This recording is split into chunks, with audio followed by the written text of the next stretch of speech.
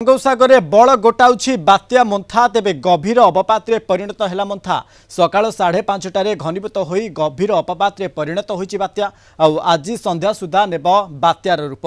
तेबे गत 6 घंटे 10 किलोमीटर बेगर आगक बढ़ुछि 28 तारिख संध्यारे आंध्र प्रदेश काकीनाडा पाखापाखी अंचल में स्थलभाग छुईबा संभावना रही सीवियर साइक्लोनिक स्टर्मर रूप नहीं यह स्थलभाग छुईब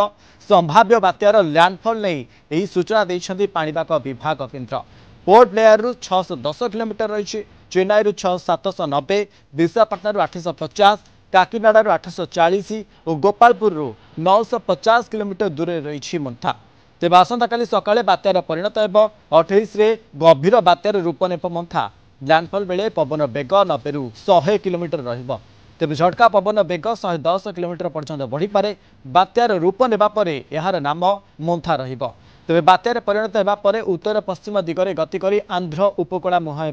मंथा।